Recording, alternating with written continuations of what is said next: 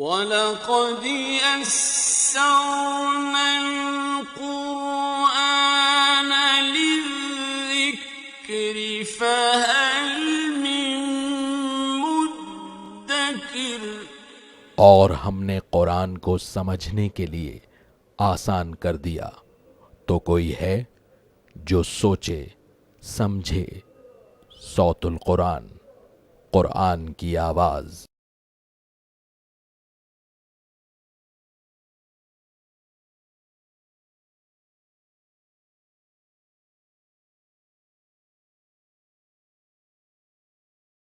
نحمده ونصلي على رسوله الكريم اما بعد فاعوذ بالله من الشيطان الرجيم بسم الله الرحمن الرحيم وإذ قال موسى لفتاه لا أبرح حتى أبلغ مجمع البحرين أو أمضي حقبا صدق اللہ العظیم۔ سورۃ الکہف آیت نمبر 60 سے ہم اپنا مطالعہ شروع کر رہے ہیں۔ اب اس سورہ مبارکہ کا 9واں رکوع شروع ہو رہا ہے۔ یہاں سے اب تیسرے واقعے کا ذکر ہے جو اللہ تعالیٰ نے اس سورت میں بیان فرمائے ہیں۔ 4 میں سے یہ تیسرا واقعہ شروع ہو رہا ہے، جس میں اللہ نے 3 باتیں واضح فرما کر مادہ پرستی کا توڑ فرمایا ہے اور رد فرمایا ہے۔ اس میں موسیٰ علیہ السلام کا واقعہ بیان کیا گیا ہے اور بخاری شریف میں اس کی کچھ تفصیل آئی ہے۔ کسی شخص نے موسیٰ علیہ السلام سے سوال پوچھا کہ زمین پر سب سے زیادہ علم رکھنے والا کون ہے؟ تو موسیٰ علیہ السلام نے اس بنیاد پر کہ وہ اللہ کے رسول تھے جواب دیا کہ میں۔ اب اللہ تعالیٰ نے دکھانا چاہا کہ اللہ کے علوم کا معاملہ کیا ہے، اور اللہ تعالیٰ نے موسیٰ علیہ السلام سے پھر کہا کہ فلاں فلاں جگہ پر جاؤ اور ہمارے ایک بندے سے ملاقات کرو۔ ان کا نام بخاری شریف کی حدیث میں خضر علیہ السلام بیان کیا گیا ہے۔ تو یہ واقعہ جو اس مقام پر قرآن نے بیان کیا۔ وَإِذْ قَالَ مُوسَىٰ لِفَتَاهُ، اور یاد کرو جب موسیٰ علیہ السلام نے اپنے شاگرد سے کہا، یوشع بن نون ان کا نام بیان کیا گیا ہے، لا ابرح حتی ابلغ مجمع البحرین، میں ہٹوں گا نہیں یہاں تک کہ پہنچ جاؤں 2 دریاؤں کے ملنے کے مقام پر، او امضی حقبا، یا مدت دراز تک چلتا ہی رہوں گا۔ مراد ہے کہ میرے رب نے جس مقام کا مجھے بتایا ہے میں وہاں تک ضرور پہنچوں گا۔ فلما بلغ مجمع بینہما نسیا حوتہما، پھر جب وہ دونوں دریاؤں کے ملنے کے مقام پر پہنچے تو وہ اپنی مچھلی بھول گئے۔ فاتخذ سبیلہ فی البحر سربا، تو اس مچھلی نے اپنا راستہ بنا لیا دریا میں سرنگ کی طرح تیزی کے ساتھ۔ فلما جاوزا قال لفتاہ آتنا غداءنا، پھر جب وہ آگے چلے تو موسیٰ علیہ السلام نے اپنے شاگرد سے کہا کہ ہمارے لیے صبح کا کھانا لاؤ۔ لقد لقینا من سفرنا ھذا نصبا، یقیناً ہم نے اپنے اس سفر سے بہت تھکاوٹ پائی ہے۔ قال ارأیت اذ اوینا الی الصخرۃ، اس نے کہا کیا آپ نے دیکھا جب ہم پتھر کے پاس ٹھہرے تھے یعنی آرام کے لیے، فإنی نسیت الحوت، تو بے شک میں مچھلی بھول گیا۔ وما انسانیہ الا الشیطان ان اذکرہ، اور مجھے نہیں بھلایا مگر شیطان نے کہ میں آپ سے اس کا ذکر کروں۔ واتخذ سبیلہ فی البحر عجبا، اور اس نے بنا لیا اپنا راستہ دریا میں عجیب طریقے سے۔ اب نوٹ فرمائیے، جو مچھلی لے کر گئے تھے وہ تو کھانے کے لیے تھی، تو وہ تو فرائیڈ ہو چکی ہوگی آلریڈی۔ یہ ہے مادہ پرستی کا رد۔ وہ مچھلی زندہ ہوئی ہے اور اس نے عجیب طریقے سے دریا کے اندر اپنا راستہ بنایا۔ مزید نوٹ فرمائی کہ موسیٰ علیہ السلام آگے فرما رہے ہیں، قال ذلک ما کنا نبغی، فرمایا یہی تو وہ مقام ہے جو ہم چاہتے تھے، یعنی اس مقام سے آگے چلے گئے تو اب تکلیف آنا شروع ہوئی۔ یہ اس بات کی طرف اشارہ ہے کہ جب اللہ کی اطاعت سے کبھی بھی کوئی بندہ ہٹے گا تو پھر مشکلات آ سکتی ہیں۔ تھکاوٹ اسی وقت محسوس ہوئی کہ جب کہ اس مقام سے آگے چلے گئے کہ جہاں ملنے کے لیے کہا گیا تھا۔ قال ذلک ما کنا نبغی، موسیٰ علیہ السلام نے فرمایا کہ یہی تو وہ مقام ہے جو ہم چاہتے تھے۔ فارتدا علی آثارہما قصصا، پھر وہ دونوں لوٹے اپنے نشانات قدم پر دیکھتے دیکھتے۔ فوجدا عبدا من عبادنا، پھر انہوں نے پایا ہمارے بندوں میں سے ایک بندے کو جن کا نام حدیث میں خضر علیہ السلام بیان ہوا۔ اب یہ بندے سے ملاقات ہو گئی، اس کے بعد شاگرد کا ذکر نہیں ہے، مراد ہے کہ اب موسیٰ علیہ السلام اور جناب خضر کا یہ معاملہ آگے بیان ہوگا۔ فوجدا عبدا من عبادنا، پھر انہوں نے ہمارے بندوں میں سے ایک بندے کو پایا۔ آتیناہ رحمتا من عندنا، ہم نے اسے اپنے پاس سے رحمت عطا فرمائی تھی۔ وعلمناہ من لدنا علما، اور ہم نے اسے اپنے پاس سے علم عطا فرمایا تھا۔ یہ خاص علم تھا جو اللہ نے جناب خضر کو عطا فرمایا تھا۔ قال لہ موسیٰ، موسیٰ علیہ السلام نے ان سے کہا، هل اتبعک علی ان تعلمنی مما علمت رشدا، کیا میں آپ کے ساتھ چلوں اس بات پر کہ آپ مجھے سکھا دیں اس بھلی ہدایت میں سے جو آپ کو سکھائی گئی، جو علم آپ کو دیا گیا کہ آپ مجھے اس میں سے کچھ سکھائیں گے۔ قال انک لن تستطیع معی صبرا، جناب خضر نے کہا کہ بے شک آپ میرے ساتھ ہرگز صبر نہیں کر سکیں گے۔ وکیف تصبر علی ما لم تحط به خبرا، اور آپ اس پر صبر کیسے کر سکیں گے کہ جس کی خبر ہی نہیں ہے آپ کو، آپ اس کا احاطہ ہی نہیں کر سکے ہیں۔ قال ستجدنی ان شاء اللہ صابرا، موسیٰ علیہ السلام نے فرمایا کہ اگر اللہ نے چاہا تو آپ مجھے صبر کرنے والا پائیں گے۔ اب یہ ہے مادہ بررسی کا رد، ہم پڑھ چکے اسی سورہ مبارکہ میں آیت نمبر 24 میں نبی صلی اللہ علیہ وسلم کے ذریعے سے تلقین کی گئی جب بھی کوئی کام کرنے کا ارادہ ہو انشاءاللہ کہنا چاہیے۔ قال ستجدنی انشاء اللہ صابرا، موسیٰ علیہ السلام نے فرمایا کہ اگر اللہ نے چاہا تو آپ مجھے صبر کرنے والا پائیں گے۔ ولا اعصی لک امرا، اور میں آپ کی کسی بات میں نافرمانی نہیں کروں گا۔ قال فإن اتبعتنی، جناب خضر نے کہا بس اگر آپ کو میرے ساتھ چلنا ہے فلا تسألنی عن شیء، تو مجھ سے کسی چیز کے متعلق سوال مت کیجئے گا، حتی احدث لک منہ ذکرا، یہاں تک کہ میں خود آپ سے اس کا ذکر کر دوں۔ اب یہ ان کا معاہدہ ہو گیا اور اس معاہدے کے تحت اب یہ آگے بڑھیں گے۔ نوٹ فرما لیجئے، موسیٰ علیہ السلام اللہ کے رسول تھے، ان کو تشریعی امور کا علم دیا گیا تھا، شریعت کا علم، اللہ کن باتوں سے راضی ہوتا ہے، اللہ کن باتوں سے ناراض ہوتا ہے، اللہ کے کیا حقوق ہیں، بندوں کے کیا حقوق ہیں، یہ تشریعی امور ہیں، شریعت کے معاملات جن کے مطابق پھر جنت یا جہنم کا فیصلہ ہوگا۔ ایک معاملات ہیں جن کو تکوینی امور کہا جاتا ہے، مثال کے طور پر بارش کب آئے گی، کسی پر عذاب کب آئے گا، کسی کی موت کب واقع ہوگی، کسی کو کب کسی مصیبت میں اللہ مبتلا فرمائیں گے، اس کا تعلق شریعت سے نہیں ہے، اس کا تعلق اللہ کی مشیت سے ہے، تکوینی امور سے ہے۔ اب موسیٰ علیہ السلام رسول تھے، وہ شریعت کے پابند تھے، تشریعی امور کا علم ان کے پاس تھا۔ جناب خضر کو اللہ تعالیٰ نے اپنی مشیت سے تکوینی امور میں سے کچھ علم عطا کیا تھا، اس کا مظاہرہ ہے جو اگلے رکوع میں انشاءاللہ ہمارے سامنے آئے گا۔ تو اس معاہدے کے بعد اب آگے بڑھے ہیں موسیٰ علیہ السلام اور جناب خضر۔ اب 10واں رکوع شروع ہو رہا ہے، اسی واقعے کی مزید تفصیل آگے بیان ہو رہی ہے۔ فانطلقا، پھر وہ دونوں چلے، حتی اذا رکبا فی السفینۃ خرقہا، یہاں تک کہ جب وہ دونوں کشتی میں سوار ہوئے تو جناب خضر نے اس میں سوراخ کر دیا، اس کے تختے کو پھاڑ دیا۔ قال اخرقتھا لتغرق اہلہا، موسیٰ علیہ السلام نے فرمایا کہ آپ نے اس میں سوراخ کر دیا کہ اس کے سواروں کو غرق کر دیں؟ لقد جئت شیئا امرا، آپ نے تو بڑے خطرے کی بات کی۔ قال الم اقل انک لن تستطیع معی صبرا، جناب خضر نے کہا کہ میں نے آپ سے نہیں کہا تھا آپ میرے ساتھ صبر نہیں کر سکیں گے۔ قال لا تؤاخذنی بما نسیت، موسیٰ علیہ السلام نے فرمایا کہ اس پر میرا مواخذہ نہ فرمائیے جو میں بھول گیا۔ ولا ترہقنی من امری عسرا، اور میرے معاملے میں مجھ پر مشکل نہ ڈالیے، مجھے ساتھ لے کر چلیے۔ فانطلقا، پھر وہ دونوں چلے، حتی اذا لقیا غلاما فقتلا، یہاں تک کہ وہ ایک لڑکے سے ملے تو جناب خضر نے اس لڑکے کو قتل کر دیا۔ قال قتلت نفسا زکیۃ بغیر نفس، موسیٰ علیہ السلام نے فرمایا کہ کیا آپ نے ایک پاک جان کو بغیر کسی بدلے کے قتل کر دیا، بغیر کسی جان کے قتل کر دیا؟ لقد جئت شیئا نکرا، آپ نے تو بڑا ہی ناپسندیدہ کام کیا ہے۔ اب یہ برداشت نہیں ہو رہا موسیٰ علیہ السلام سے۔ قال الم اقل لک انک لن تستطیع معی صبرا، جناب خضر نے فرمایا کہ کیا میں نے آپ سے نہیں کہا تھا کہ آپ میرے ساتھ ہرگز صبر نہیں کر سکیں گے؟ 2 دفعہ تو آپ کر چکے کہ برداشت نہیں ہوا آپ سے۔ قال ان سألتک عن شیء بعدها فلا تصاحبنی، اب موسیٰ علیہ السلام نے فرمایا کہ اگر اس کے بعد میں آپ سے کسی چیز کے متعلق سوال کروں تو مجھے اپنے ساتھ مت رکھیے گا۔ قد بلغت من لدنی عذرا، یقیناً آپ میری طرف سے حد عذر کو پہنچ چکے ہیں، اب آپ کے پاس ایک دلیل ہے کہ آپ مجھے اپنے سے علیحدہ کر دیجئے گا اب اگر میں سوال کروں تو۔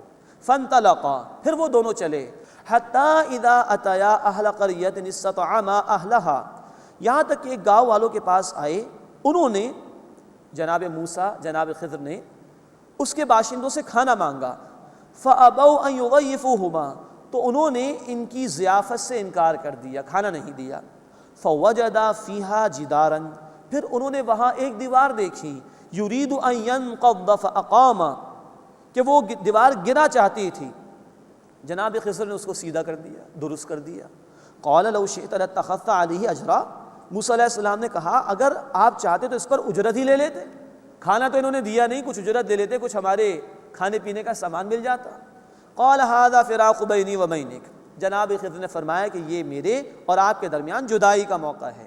سأنبئک بتأویل ما لم تستطع علیہ صبرا، اب میں آپ کو حقیقت حال بتائے دیتا ہوں جس پر آپ صبر نہ کر سکے۔ یہ واقعے کا ایک حصہ مکمل ہوا جس میں 3 باتوں کا ذکر آ گیا۔ کشتی کو پھاڑ دیا، بچے کو قتل کر دیا، انہوں نے ضیافت نہیں کی، وہاں کسی کی دیوار کو درست کر دیا۔ اب اللہ تعالیٰ پردے ہٹا رہے ہیں، اور اب ہے جو مادہ پرستی کا شدید رد ہے جو اس مقام پر آیا ہے۔ اما السفینۃ، رہی وہ کشتی، فکانت لمساکین یعملون فی البحر، وہ چند غریب لوگوں کی تھی جو دریا میں محنت مزدوری کیا کرتے تھے۔ فأردت ان اعیبھا، بس میں نے چاہا کہ میں اس میں عیب پیدا کر دوں۔ وکان وراءہم ملک یأخذ کل سفینۃ غصبا، اور ان کے آگے ایک بادشاہ تھا جو کشتی کو زبردستی پکڑ لیتا تھا، چھین لیتا تھا۔ تو میں نے یہ کشتی اس میں عیب اس لیے پیدا کیا کہ جب یہ کشتی اس کو اچھی نہیں لگے گی تو ان غریبوں کا بھلا ہو جائے گا، کشتی بچ جائے گی، تھوڑے سے نقصان کے مقابلے میں بڑا نقصان بچ جائے گا ان کا۔ وَأَمَّا الْغُلَامُ، اور رہا وہ لڑکا، فَكَانَ أَبَوَاهُ مُؤْمِنَيْن، تو اس کے ماں باپ دونوں مومن تھے۔ فَخَشِّينَا أَن يُرْهِقَهُمَا طُغْيَانًا وَكُفْرًا، تو ہمیں اندیشہ ہوا کہ وہ لڑکا انہیں سرکشی اور کفر میں نہ پھنسا دے۔ فَأَرَدْنَا أَن يُبْدِلَهُمَا رَبُّهُمَا خَيْرًا مِّنْهُ زَكَاةً وَأَقْرَبَ رُحْمًا، پس ہم نے ارادہ کیا کہ ان دونوں کا رب انہیں بدلہ عطا فرمائے جو پاکیزگی میں اس سے بہتر اور شفقت میں زیادہ قریب ہو۔ اللہ نے ارادہ کر لیا تھا بہتر بیٹا عطا کرنے کے لیے۔ وَأَمَّا الْجِدَارُ فَكَانَ لِغُلَامَيْنِ يَتِيمَيْنِ فِي الْمَدِينَةِ، رہی وہ دیوار تو وہ شہر کے 2 یتیم بچوں کی تھی۔ وَكَانَ تَحْتَهُ كَنْزٌ لَهُمَا، اور اس کے نیچے ان دونوں کے لیے خزانہ تھا۔ وَكَانَ أَبُوهُمَا صَالِحًا، اور ان کا باپ نیک تھا۔ فَأَرَادَ رَبُّكَ، بس آپ کے رب نے چاہا، أَن يَبْلُغَا أَشُدَّهُمَا، کہ وہ دونوں اپنی سمجھ بوجھ کی عمر کو پہنچیں۔ وَيَسْتَخْرِجَا كَنْزَهُمَا، اور وہ دونوں اپنا خزانہ نکالیں۔ رَحْمَةً مِّن رَبِّكَ، آپ کے رب کی رحمت سے۔ وَمَا فَعَلْتُهُ عَنْ أَمْرِي، اور یہ میں نے اپنی مرضی سے نہیں کیا۔ ذَلِكَ تَأْوِيلُ مَا لَمْ تَسْطِع عَلَيْهِ صَبْرًا، یہ ہے وہ حقیقت جس پر اے موسیٰ آپ صبر نہیں کر سکے تھے۔ یہ ہے جو اللہ نے یہاں پردے ہٹائے۔ انسان ظاہر میں کچھ دیکھ رہا ہوتا ہے اور اصل حقیقت اس کے پیچھے کچھ اور ہوتی ہے۔ بظاہر دیکھیے کشتی کے اندر عیب پیدا کر دیا اور غریبوں کی تھی، لیکن حقیقت کیا تھی؟ یہ عیب پیدا کر دیا جانا ہی بھلائی تھا ان کے ساتھ، تاکہ ان کی پوری کشتی محفوظ رہ جائے۔ بظاہر دیکھیے تو بچے کو قتل کر دیا بغیر کسی جان کے، کوئی قصور اس بیچارے کا نہیں، لیکن اللہ کا ارادہ یہ تھا کہ اس بچے کو ختم ہی کر دیا جائے، کیونکہ اگر یہ بڑا ہوتا اللہ کے علم کے مطابق تو ماں باپ کے لیے کفر کا ذریعہ بنتا۔ اللہ نے بہتر اولاد دینے کا فیصلہ کر لیا۔ بستی والوں نے کھانا نہیں دیا، بڑا ہی برا عمل کیا، بد اخلاقی کا مظاہرہ کیا، لیکن دیوار صحیح کر دی، یتیم بچوں کی تھی، والدین نیک تھے، تو اللہ تعالیٰ نے چاہا کہ والدین کی نیکی کا کچھ ثواب اور کچھ حصہ وہ اولاد کو بھی پہنچ جائے، ان کی نیکی اولاد کو کام آ جائے، تو جب یہ بچے بڑے ہوں تب وہ اپنا خزانہ وہاں سے نکالیں۔ یہ ہے جو پردے اس مقام پر اللہ تعالیٰ نے ہٹائے ہیں۔ قرآن ہمیں بتاتا ہے سورۃ البقرہ آیت نمبر 216 میں، وہاں قتال کا حکم آیا ہے۔ ممکن ہے ایک چیز تمہیں اچھی لگے اور اسی میں تمہارے لیے شر ہو، اور ممکن ہے تم ایک چیز کو برا سمجھو اور اسی میں تمہارے لیے خیر ہو۔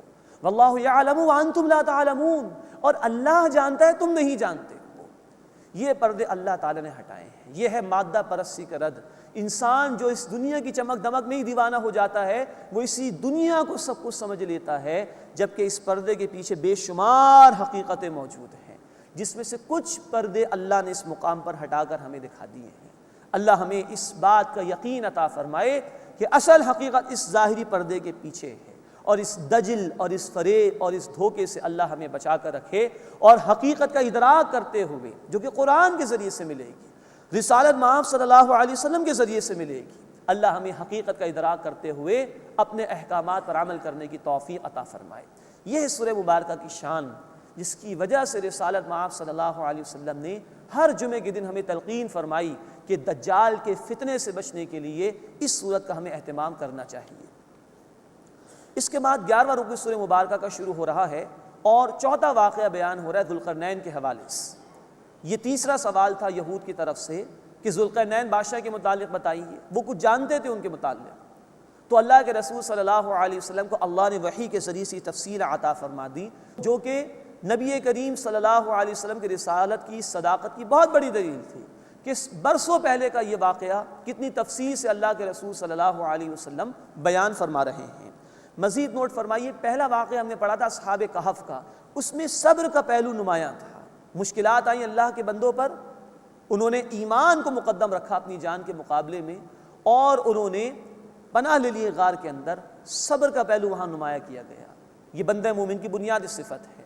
بندہ مومن کی دوسری صفت ہے شکر کا پہلو، اس کو نمایاں کیا گیا جناب ذوالقرنین کے واقعے میں۔ یہی دو صفات اللہ کے رسول صلی اللہ علیہ وسلم نے بیان فرمائی ہیں بخاری و مسلم شریف کی حدیث میں، کہ مومن کا معاملہ بڑا عجیب ہے۔ جب کوئی نعمت ملتی ہے تو وہ اللہ کا شکر ادا کرتا ہے، جب کوئی تکلیف آتی تو اس پر صبر کرتا ہے، ہر معاملے میں اس کے لیے خیر ہی خیر ہے۔ تو اب شکر کا پہلو ہے جو اس مقام پر نمایاں کیا جا رہا ہے۔ وَيَسْأَلُونَكَ عَنْ ذِي الْقَرْنَيْنِ، اور اے نبی صلی اللہ علیہ وسلم وہ آپ سے ذوالقرنین کے متعلق سوال کرتے ہیں۔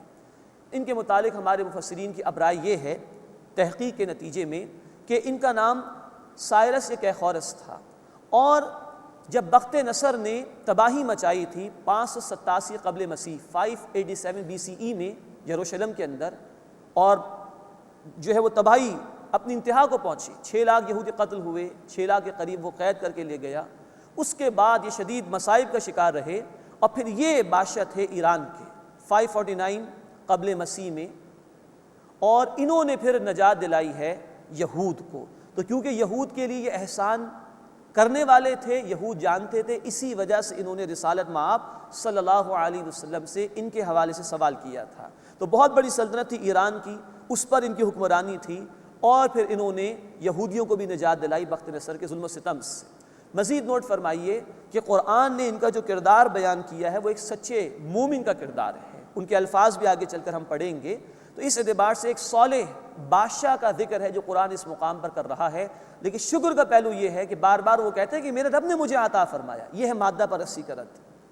دنیا پرست آدمی اگر کچھ مل جائے تو اپنی طاقت، اپنی عقل، اپنی کوالیفیکیشن، اپنی منصوبہ بندی کو پیش نظر رکھتا ہے کہ یہ میرا کمال ہے۔ لیکن اللہ کے نیک بندوں کا معاملہ یہ ہوتا ہے کہ اللہ جتنا ان کو عطا فرماتا ہے وہ اتنا اللہ کے سامنے جھکتے ہوئے شکر ادا کرتے ہیں۔ وَيَسْأَلُونَكَ عَنْ ذِي الْقَرْنَيْنِ، اور اے نبی صلی اللہ علیہ وسلم وہ آپ سے ذوالقرنین کے متعلق سوال کرتے ہیں۔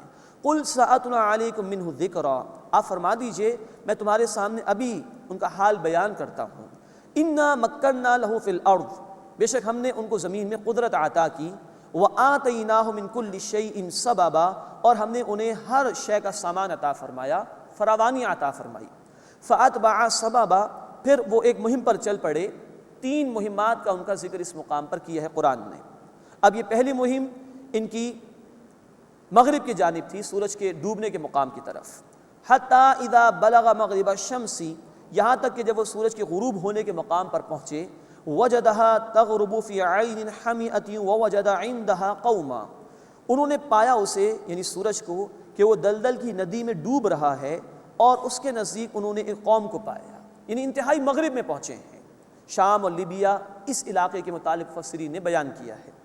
قُلْنَا يَا ذَا الْقَرْنَيْنِ، ہم نے کہا کہ اے ذوالقرنین، اِمَّا أَن تُعَذِّبَ وَإِمَّا أَن تَتَّخِذَ فِيهِمْ حُسْنًا، تمہیں اختیار ہے، چاہو تو سزا دو، چاہو تو ان کے ساتھ کوئی بھلائی کا معاملہ اختیار کرو۔ اس سے کہ جب کوئی فاتح بن کر کسی علاقے میں داخل ہو تو اس کو پورا اختیار ہوتا ہے، جس کو چاہے معاف کرے، جس کو چاہے وہ عذاب میں مبتلا کرے، جس پر چاہے ظلم و ستم کرے۔ لیکن یہاں بڑا عمدہ جملہ ان کا اللہ تعالی نے نقل فرمایا، قالا، کہا ذوالقرنین نے، اما من ظلم فسوف نعذبه، جس سے ظلم کیا تو جلد ہم اسے سزا دیں گے۔ ثم يرد الى ربه فيعذبه عذابا نكرا، پھر وہ اپنے رب کی طرف لوٹایا جائے گا تو وہ اسے سخت سزا دے گا۔ آخرت کا تو عذاب ہے ہی ہے، دنیا میں بھی حکمرانوں کی یہ ذمہ داری ہے کہ نافرمانوں کو سزائیں دیں تاکہ لوگوں کی جان، مال، عزت، آبرو محفوظ رہ سکے۔ یہی جملہ کہا جناب ذوالقرنین نے۔ وَأَمَّا مَنْ آمَنَ وَعَمِلَ صَالِحًا، اور جو ایمان لایا اور جس نے نیک عمل کیے، فَلَهُ جَزَاءً الْحُسْنَى، تو اس کے لیے بدلہ ہے بھلائی۔ وَسَنَقُولُ لَهُ مِنْ أَمْرِنَا يُسْرًا، اور ان قریب ہم اس کے لیے اپنے کام میں آسانی کا حکم دیں گے۔ یہ بڑا عمدہ قول ان کا اللہ نے نقل کیا، اور یہ بات اظہار کر رہی کہ یہ اللہ کے نیک بندے تھے۔ ثم اتبع سببا، پھر وہ ایک اور مہم کے پیچھے چل پڑے۔ اب یہ مشرق کی جانب مکران کے ساحل تک کا مفسرین نے بیان کیا ہے کہ یہاں تک وہ پہنچے۔ ثم اتبع سببا، پھر ایک اور مہم پر وہ چل پڑے۔ حتی اذا بلغ مطلع الشمس، یہاں تک کہ جب وہ سورج کے طلوع ہونے کے مقام پر پہنچے، یعنی انتہائی مشرق، وجدها تطلع على قوم لم نجعل لهم من دونها سترا، تو اس کو پایا کہ وہ ایک ایسی قوم پر طلوع ہو رہا ہے جن کے لیے ہم نے کوئی اس کے آگے پردہ نہیں پیدا کیا۔ مراد ہے کہ ایک ایسی قوم تھی کہ جس کو اتنا بھی معلوم نہیں تھا کہ سورج کی روشنی سے وہ اپنا بچاؤ کیسے کرے۔ کذالک، یہ ہے حقیقت، وقد احطنا بما لدیہ خبرا، اور جو کچھ ان کے پاس تھا اس کی خبر ہمارے احاطہ علم میں ہے۔ یعنی اللہ ہی نے یہ سب کچھ ان کو عطا فرمایا تھا، اور اللہ جانتا تھا کہ کیا کچھ ذوالقرنین کو عطا کیا گیا ہے۔ یہ پھر مادہ پرستی کا رد ہے۔ اس شخص کے پاس جو کچھ بھی تھا یہ اللہ کی عطا تھی، یہ ان کا اپنا کمال نہیں تھا۔ اب تیسری مہم کا ذکر ہے۔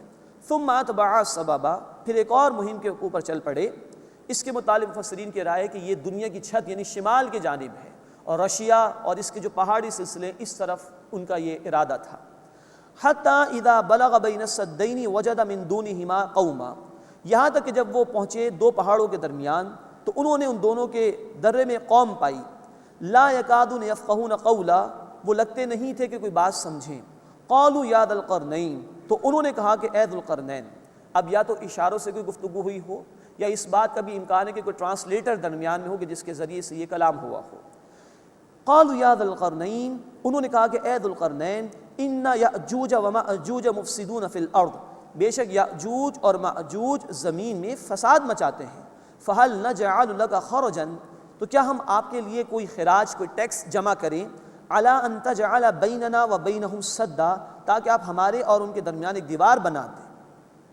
اب کیونکہ بڑے پریشان تھے یاجوج ماجوج سے، تو ذوالقرنین سے درخواست کی کہ کوئی دیوار بنا دیجئے۔ قال ما مکنی فیہ ربی خیر فاعینونی بقوۃ اجعل بینکم وبینہم ردما، انہوں نے کہا کہ جس پر مجھے میرے رب نے قدرت عطا کی ہے وہ بہتر ہے، بس تم میری مدد کرو افرادی قوت سے، میں تمہارے اور ان کے درمیان ایک آڑ بنا دوں گا۔ اب دیکھیے عاجزی کا بیان، شکر کا بیان، رب نے جو عطا کیا ہے وہ بہتر ہے، میرا کوئی کمال نہیں، میری کوئی طاقت نہیں، ہاں تم مجھے افرادی قوت دو، میں تمہارے اور ان کے درمیان ایک آڑ بنا دوں گا۔ آتونی زبر الحدید، مجھے لوہے کے تختے لا دو۔ حتی اذا ساوا بین الصدفین، یہاں تک کہ جب انہوں نے اس کو برابر کر دیا دونوں پہاڑوں کے درمیان۔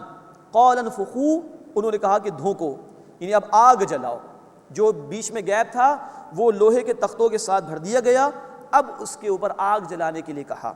حتی اذا جعلہ نارا، یہاں تک کہ جب دھو کر اسے آگ کر دیا، ریڈ ہاٹ کر دیا۔ قال آتونی افرغ علیہ قطرا، انہوں نے کہا کہ میرے پاس لاؤ میں اس پر پگھلا ہوا تانبا ڈال دوں تاکہ اچھی طرح یہ فکس ہو جائے۔ فما استطاعوا ان يظهروه وما استطاعوا له نقبا، پھر وہ یعنی یاجوج ماجوج اس پر نہ چڑھ سکیں گے نہ اس میں سوراخ کر سکیں گے۔ قال هذا رحمت من ربی، انہوں نے کہا یہ میرے رب کی رحمت سے ہے۔ پھر دیکھیے شکر کا جذبہ، عاجزی کا معاملہ، اتنا بڑا اللہ نے مقام دیا ہے، اتنا اقتدار دیا ہے، اللہ کی رحمت ہے، میرا کوئی کمال نہیں۔ فَإِذَا جَاءَ وَعْدُ رَبِّي جَعَلَهُ دَكَّا، بس جب میرے رب کا وعدہ آئے گا تو وہ اس کو گرا دے گا۔ وَكَانَ وَعْدُ رَبِّي حَقًّا، اور میرے رب کا وعدہ سچا ہے۔ یہاں دو باتیں نوٹ فرمائیے۔ نمبر ایک، جناب ذوالقرنین نے ایک دیوار قائم کی تھی، اس کے متعلق مفسرین کی کئی آراء ہیں۔ ایک رائے یہ کہ شمال کے ہی علاقے میں دنیا میں کیسپین سی کے پاس کہیں یہ دیوار موجود ہے، واللہ اعلم، کوئی حتمی بات نہیں کی جا سکتی، لیکن یہ ضرور ہے کہ قیامت سے پہلے یہ دیوار گرا دی جائے گی۔ دوسری بات یہ ہے کہ یاجوج ماجوج یہ قیامت کی بڑی علامات میں سے ایک علامت ہے۔ صحیح مسلم میں نبی کریم صلی اللہ علیہ وسلم نے 10 بڑی بڑی علامات کا ذکر کیا ہے، جس میں سے ایک یاجوج ماجوج کا نکلنا بھی ہے۔ بخاری شریف کی حدیث ہے کہ اللہ کے رسول صلی اللہ علیہ وسلم نے فرمایا کہ یہ آئیں گے زمین پر اور خوب تباہی مچائیں گے، جبکہ مسلم شریف کا بیان یہ ہے کہ ان کا ظاہر ہونا اس وقت ہوگا جب عیسیٰ علیہ السلام موجود ہوں گے زمین پر اور عروج مل چکا ہوگا مسلمانوں کو۔ یہ آئیں گے نیچے کی طرف، سورۃ الانبیاء آیت نمبر 96 میں ذکر ہے من کل حدم ینسلون، ہر بلندی سے نیچے کی طرف آئیں گے۔ تو یہی جو پہاڑی علاقے ہیں رشیا وغیرہ کے، اسی کی طرف مفسرین کی رائے گئی ہے کہ اوپر سے نیچے آئیں گے۔ تو مسلم شریف کی روایت ہے کہ خوب تباہی مچائیں گے، لیکن اس وقت ہی آئیں گے جب عروج مل چکا ہوگا مسلمانوں کو۔ عیسیٰ علیہ السلام اہل ایمان کو پہاڑوں پر لے جائیں گے، یہ زمین پر ہوں گے، خوب تباہی مچائیں گے۔ اور پھر بخاری شریف کی حدیث کا بیان ہے کہ ان پر ایک وبا اللہ کی طرف سے مسلط کی جائے گی اور پھر یہ ہلاک کر دیے جائیں گے۔ تو یہ علامات قیامت میں سے ہیں۔ قیامت سے پہلے ان کا ظاہر ہونے کا معاملہ ہوگا اور یہ اس دیوار کو پھر گرانے کی بھی کوشش کریں گے اور بالآخر ایک دن اس میں یہ کامیاب ہو جائیں گے۔ باقی کچھ آراء ہے مفسرین کی، کچھ لوگوں نے یورپینس کو کہا، کچھ نے رشینس کو کہا، یہ آراء کی حد تک کہ حتمی بات ہم کوئی نہیں کہہ سکتے کہ وہ دیوار کہاں ہے اور واقعتاً یاجوج ماجوج کون ہے۔ ہاں ہمارا ایمان ہونا چاہیے کہ قرآن کا بھی بیان ہے، رسول اکرم صلی اللہ علیہ وسلم کا بیان بھی ہے، ایسا ہی ہے اور جیسا کہ بیان کیا گیا ویسا ہی ہوگا آگے چل کر، اس پر ہمارا ایمان ہونا چاہیے۔ مزید نوٹ فرمائیے کہ ان کو ذوالقرنین بادشاہ کو اللہ نے اتنا اقتدار دیا کہ یہ زمین کے مشرق میں بھی پہنچے، مغرب پر بھی پہنچے، شمال دنیا کی چھت پر بھی چلے گئے۔ کچھ نہیں تو دنیا کا 75% علاقہ تو دے دیا تقریباً۔ اور یہ شخص کون ہے؟ ایک بندہ مومن، ایمان پر جامد رہنے والا، ایمان قبول کرنے والا، اس کے تقاضوں پر عمل کرنے والا۔ گویا ایمان والوں کو بھی گزشتہ ادوار میں اللہ نے اتنی حکومت عطا فرمائی ہے، اور اتنا کہ ٹرانسلیٹرز بھی شاید ان کے پاس تھے دوسروں سے گفتگو کرنے کے لیے، اور وسعت اتنی کہ اس انتہا پر بھی جا رہے مشرق کی، اس انتہا پر بھی جا رہے مغرب میں، دنیا کی چھت کی طرف بھی جا رہے ہیں۔ اتنا بڑا کنٹرول اللہ نے عطا فرمایا۔ یہ بھی اس بات کی طرف اشارہ ہے کہ اللہ اپنے دین کو غالب فرما سکتا ہے اور اہل ایمان کو اقتدار عطا فرما سکتا ہے۔ یہ بھی مادہ پرستی کا رد ہے کہ آج لوگوں نے سمجھا کہ یہ دین کے ماننے والے کسی کام کے نہیں، معاذ اللہ، یہ فیلڈ ہو چکے، معاذ اللہ۔ اللہ ذوالقرنین کا ذکر کر کے فرما رہے ہیں کہ وہ بندہ مومن تھا، اس کو ہم نے اتنا اقتدار عطا فرمایا۔ آج بھی ایمان لانے والوں سے اللہ کا یہ وعدہ ہے، سورۃ النور آیت نمبر 55، وعد اللہ الذین آمنوا منکم وعملوا الصالحات لیستخلفنہم فی الارض۔ جو لوگ تم میں سے ایمان لائے اور جنہوں نے نیک اعمال کیے، اللہ نے ان سے وعدہ فرمایا کہ اللہ انہیں زمین میں خلافت عطا فرمائے گا۔ یہ وعدہ آج بھی اللہ کا ہے، اور اللہ کے حبیب صلی اللہ علیہ وسلم نے فرمایا مسلم شریف کی روایت میں، مجھے پوری زمین لپیٹ کر دکھا دی گئی، میں نے اس کا مشرق بھی دیکھ لیا، اس کا مغرب بھی دیکھ لیا، اور میری امت کا اقتدار وہاں تک پہنچے گا جہاں تک مجھے زمین لپیٹ کر دکھا دی گئی۔ تو کل روئے ارضی پر اللہ کا دین غالب ہوگا، اس کی طرف بھی یہاں اشارہ کیا گیا کہ اللہ نے ماضی میں بھی ایسا کیا ہے کہ اہل ایمان کو حکومت عطا فرمائی ہے، اللہ آئندہ بھی ایسا کرنے پر قادر ہے۔ یوں جو مادہ پرست ہیں، جو ایمان کے ماننے والوں کا مذاق اڑاتے ہیں، ان کو ناکام کہتے اور سمجھتے ہیں، ان کا بھی رد ہے جو اس واقعے کے ذریعے سے اللہ تعالیٰ نے فرمایا ہے۔ قال هذا رحمت من ربی، انہوں نے فرمایا کہ میرے رب کی رحمت ہے، اسی نے اپنی رحمت سے مجھے عطا فرمایا۔ فَإِذَا جَاءَ وَعْدُ رَبِّي جَعَلَهُ دَكَّا، بس جب میرے رب کا وعدہ آئے گا وہ اس کو گرا دے گا دیوار کو۔ وَكَانَ وَعْدُ رَبِّي حَقًّا، اور میرے رب کا وعدہ سچا ہے۔ وَتَرَكْنَا بَعْدَهُمْ يَوْمَئِذٍ يَمُوجُ فِي بَعْدٍ، اور ہم چھوڑ دیں گے ان کو بعض کے ساتھ کہ اس دن وہ گتھم گتھا ہو کر آئیں گے۔ وَنُفِخَ فِي الصُّورِ، اور سور پھونکا جائے گا۔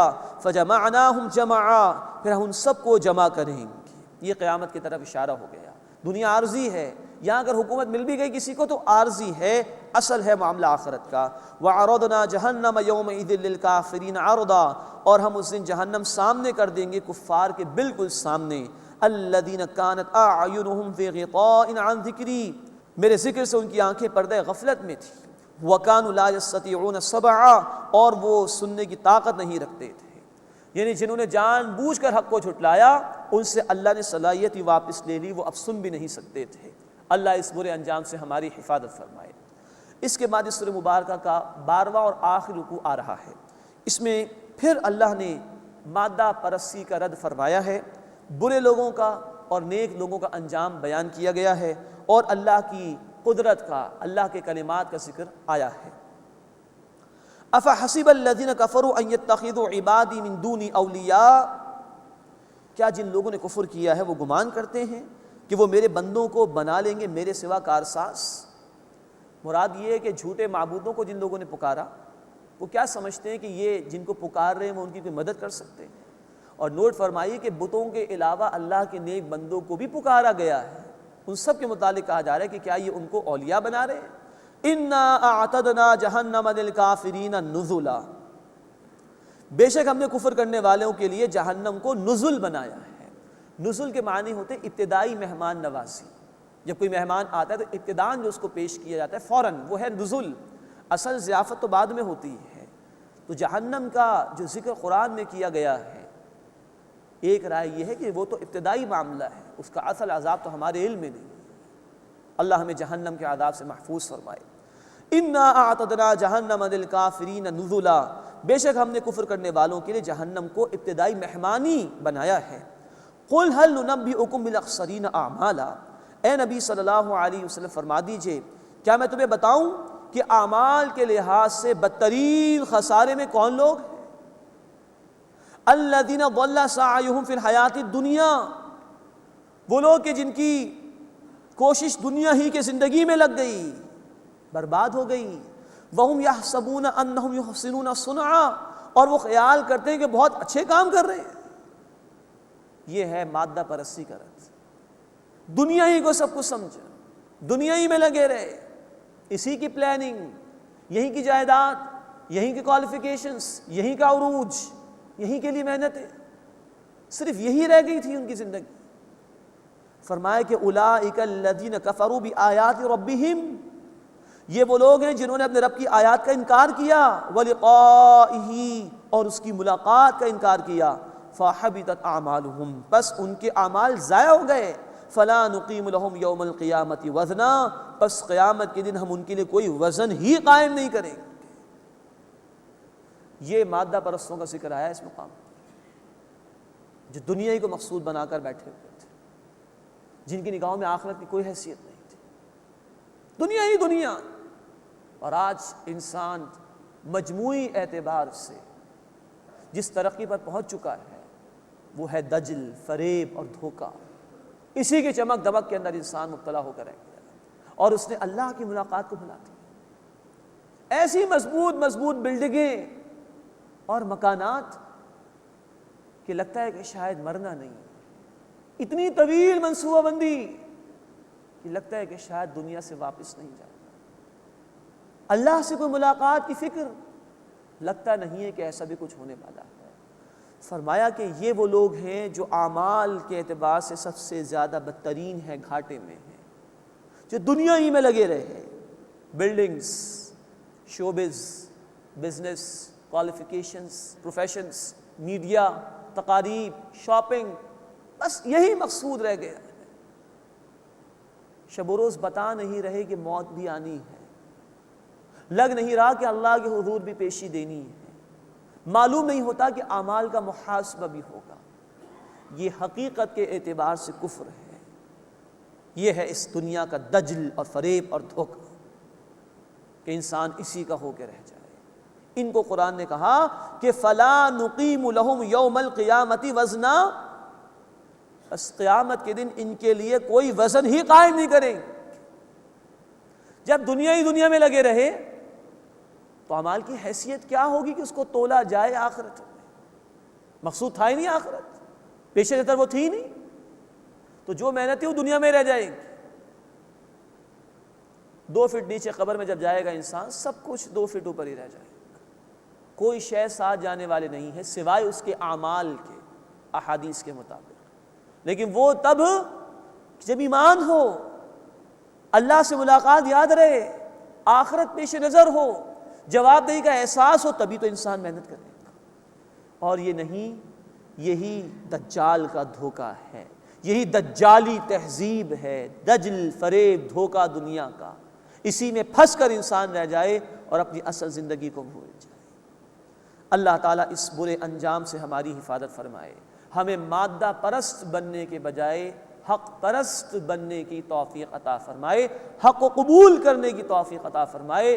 اللہ اپنی ملاقات ہمیں یاد رکھنے کی توفیق عطا فرمائے، ہمیں آخرت کی تیاری کرنے کی توفیق عطا فرمائے۔ قُلْ هَلْ نُنَبِّئُكُم بِالْأَخْسَرِينَ أَعْمَالًا، اے نبی صلی اللہ علیہ وسلم فرما دیجئے کیا میں تمہیں بتاؤں کہ اعمال کے لحاظ سے بدترین گھاٹے میں کون ہیں؟ الذین ضل سعیہم فی الحیات الدنیا، وہ لوگ جن کی کوشش دنیا کی زندگی میں برباد ہو گئی، وہم یحسبون انہم یحسنون صنعا، اور وہ خیال کرتے ہیں کہ وہ بہت اچھے کام کر رہے ہیں۔ اولئک الذین کفروا بآیات ربہم، یہی وہ لوگ ہیں جنہوں نے اپنے رب کی آیات کا انکار کیا۔ گویا دنیا ہی میں ڈوبے رہنا یہ قرآن کی آیات کے انکار کے برابر ہے۔ وَلِقَائِهِ، اور اس کی ملاقات کا انہوں نے انکار کیا۔ فَحَبِطَتْ أَعْمَالُهُمْ، پس ان کے اعمال ضائع ہو گئے۔ فَلَا نُقِيمُ لَهُمْ يَوْمَ الْقِيَامَةِ وَزْنًا، پس قیامت کے دن ان کے لیے ہم کوئی وزن قائم نہیں کریں گے۔ ذَلِكَ جَزَاؤُهُمْ جَهَنَّمُ بِمَا كَفَرُوا، یہ ان کا بدلہ ہے جہنم اس لیے کہ انہوں نے کفر کیا۔ وَاتَّخَذُوا آیَاتِي وَرُسُلِي هُزُوًا، اور میری آیات کو اور میرے رسولوں کو مذاق بنا لیا۔ قرآن نے واضح کر دیا، رسول اللہ صلی اللہ علیہ وسلم نے واضح کر دیا، یہ زندگی عارضی ہے، موت آنی ہے، لوٹ کر جانا ہے اللہ کی طرف۔ اب جو دنیا کے ہو رہے ہیں وہ گویا قرآن کی آیات کا مذاق اڑا رہے ہیں، وہ گویا رسول اللہ صلی اللہ علیہ وسلم کی دعوت کا مذاق اڑا رہے ہیں۔ اللہ اس برے انجام سے ہماری حفاظت فرمائے۔ اس کے مقابلے میں نیک لوگوں کا ذکر، ان الذین آمنوا، بے شک وہ لوگ جو ایمان لائے، وعملوا الصالحات، اور انہوں نے نیک اعمال کیے، کانت لہم جنات الفردوس نزلا، ان کے لیے فردوس کے باغات ہیں ابتدائی مہمانی کے طور پر۔ اصل نعمت جو بخاری شریف کی حدیث میں حدیث قدسی ہے، اللہ فرماتے ہیں کہ میں نے اپنے بندوں کے لیے وہ کچھ تیار کیا ہے جو نہ کسی آنکھ نے دیکھا، نہ کسی کان نے سنا، نہ کسی انسان کے دل میں اس کا خیال تک گیا، اس کا تو ہم اندازہ ہی نہیں کر سکتے۔ جو کچھ قرآن و حدیث میں بیان ہوا وہ ایک ابتدائی سا تجزیہ ہے جو پیش کر دیا گیا، وہ نزل ہے، وہ ابتدائی مہمانی ہے، اصل تو اللہ ہی جانتا ہے کہ اس نے اپنے بندوں کے لیے کیا تیار کیا ہے۔ ان الذین آمنوا وعملوا الصالحات، بے شک وہ لوگ جو ایمان لائے اور جنہوں نے نیک اعمال کیے، کانت لہم جنات الفردوس نزلا، ان کے لیے ابتدائی مہمانی ہے فردوس کے باغات۔ بخاری شریف کی حدیث ہے، اللہ کے رسول صلی اللہ علیہ وسلم نے فرمایا جنت کا اعلیٰ ترین مقام فردوس ہے، جب بھی اللہ سے جنت مانگو فردوس مانگا کرو۔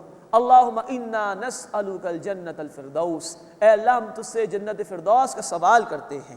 خالدین فیہا، ان میں ہمیشہ ہمیشہ رہیں گے، لا یبغون عنہا حولا، وہ وہاں سے جگہ بدلنا نہیں چاہیں گے۔ دنیا میں انسان کسی حسین مقام پر چلا جائے، ایڈونچر ہوتا ہے اس کے لیے، کچھ عرصے کے بعد یوزٹو ہو جاتا ہے، طبیعت اکتا جاتی ہے، چلا جاتا ہے وہاں سے۔ جنت کا معاملہ ایسا نہیں کہ کوئی دل اکتا جائے معاذ اللہ کسی کا، ہمیشہ ہمیشہ کے لیے نعمتیں ہی نعمتیں ہیں۔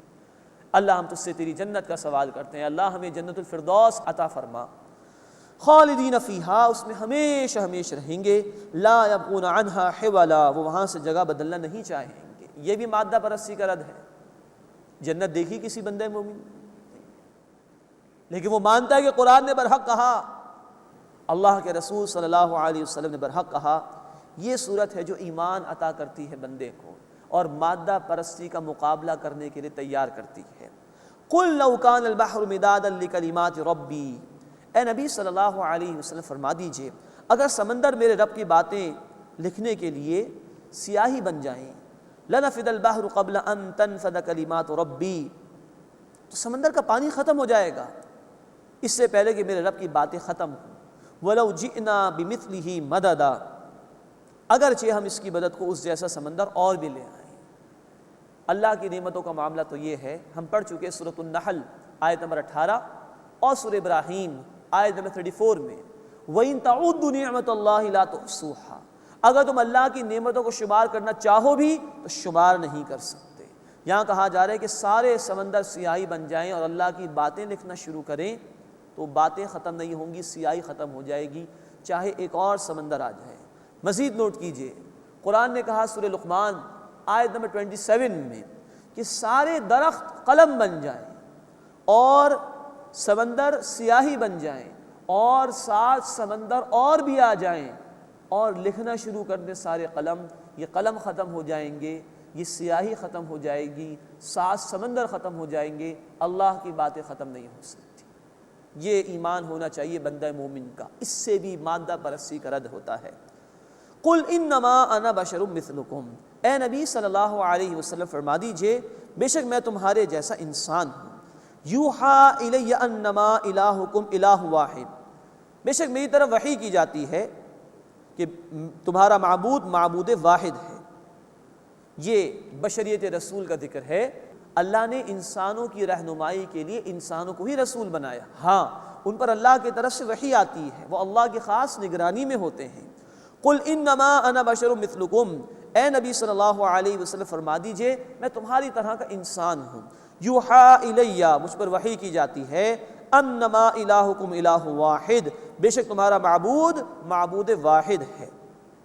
فمن کان یرجو لقاء ربہ، بس جو اپنے رب سے ملاقات کی امید رکھتا ہو، فلیعمل عملا صالحا، اسے چاہیے کہ وہ اچھا عمل کرے، ولا یشرک بعبادت ربہ احدا، اور اپنے رب کی عبادت میں کسی کو شریک نہ کرے۔ یہ ہے حقیقت، اصل زندگی آخرت کی۔ جو ملاقات کی امید رکھتا ہے صرف تمنا نہ کرے، امید نہ رکھے، بلکہ عمل کرے نیک، اور اللہ کے ساتھ اس کی عبادت میں کسی ایک کو بھی شریک نہ کرے۔ نوٹ کیجئے، ہم پڑھ چکے اس سورہ مبارکہ میں جو شرک بیان ہوا رکوع نمبر 5 میں، مادہ پرستی کا شرک۔ ان اسباب کو انسان نے سب کچھ سمجھ لیا اور مسبب الاسباب کو فراموش کر دیا۔ اللہ کے مقابلے میں کائنات پر توجہ رہ گئی، روح کے مقابلے میں جسم پر ہی توجہ باقی رہ گئی، آخرت کے مقابلے میں دنیا ہی پر توجہ مرکوز رہ گئی۔ یہ ہے شرک، مادہ پرستی کا، میٹیریلزم کا۔ تو فرمایا کہ جو اللہ سے ملاقات کی امید رکھتا ہو اسے چاہیے کہ وہ اچھا عمل کرے اور اپنے رب کی عبادت میں کسی ایک کو بھی شریک نہ کرے۔ یہ ہے سورۃ الکہف، مادہ پرستی کے رد پر، جو کہ اس دور کا شرک ہے اور بہت بڑا فتنہ ہے۔ دجال تو آئے گا ایک شخصیت کے طور پر، یہ ہے اس کا دجل اور فریب کہ دنیا کی چمک دمک میں یہ آج کی عظیم اکثریت مبتلا ہو کر رہ گئی ہے۔ اللہ کے حبیب صلی اللہ علیہ وسلم نے ہمیں تلقین فرمائی ہے، جمعے کے دن اس کی تلاوت کی۔ مسلم شریف کی روایت ہے، جو اس کی ابتدائی 10 آیات کو پڑھ لے یا آخری 10 آیات کو پڑھ لے، پڑھنے سے مراد ہے کہ سمجھ کر پڑھے، تو اللہ تعالیٰ اس کو دجال کے فتنے سے محفوظ فرمائیں گے۔ دجال کا فتنہ وہ فتنہ ہے کہ مسلم شریف کی روایت ہے، اللہ کے رسول صلی اللہ علیہ وسلم نے فرمایا کہ آدم علیہ السلام کی پیدائش سے لے کر قیامت کے واقع ہونے تک دجال سے بڑا کوئی فتنہ نہیں۔ نبی صلی اللہ علیہ وسلم ہر فرض نماز کے بعد جو دعائیں پڑھتے تھے اس میں بھی ایک جملہ یہ تھا کہ اللہ میں تیری پناہ میں آنا چاہتا ہوں مسیح الدجال کے فتنے سے۔ اس کے لیے ہمیں یہ سورہ مبارکہ دی گئی ہے۔ اللہ ہمیں اس کو سمجھ کر پڑھنے کی توفیق عطا فرمائے اور دجال کے فتنے سے، اس کے دجل و فریب سے بچنے کی توفیق عطا فرمائے۔ آمین یا رب العالمین، وآخر دعوانا ان الحمد للہ رب العالمین۔